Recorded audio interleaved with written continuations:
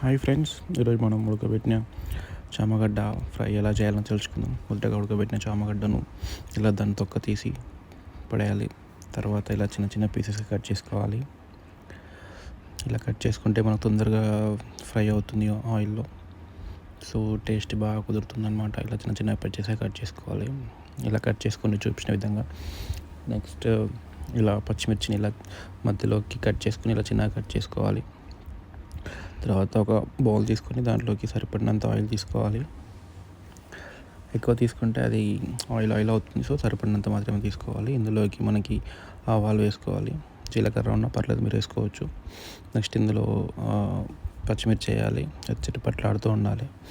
తర్వాత మనకి కరివేపాకు వేస్తే టేస్ట్ వస్తుంది. ఇందులో మీరు ఇంకా పప్పు దినుసులు వేసుకోవాలంటే వేసుకోవచ్చు, లైక్ మినప్పప్పు లైక్ అలాగా. సో తర్వాత మనకి ఇందులో ఉడకబెట్టుకున్న కట్ చేసుకున్న చామగడ్డ వేసుకోవాలి. తర్వాత కొద్దిసేపుకి కలిపేసిన తర్వాత దాంట్లోకి పసుపు, ఉప్పు, కారం తగినంత వేసుకోవాలి. కొంచెం కారం ఎక్కువ తినే వాళ్ళు ఎక్కువ వేసుకోవచ్చు. మీకు ఏమైనా మసాలాలు ఉంటే మసాలాలు కూడా వేసుకోవచ్చు.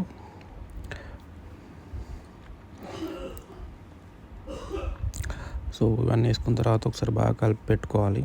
కలిపెట్టుకున్న తర్వాత ఒక 10 minutes తర్వాత కలుపుతూ ఉండాలి. కింద అడుగంటుతూ ఉంటుంది. సో అడుగంటకుండా అప్పుడప్పుడు అడుగంటకుండా కలపాలి. సో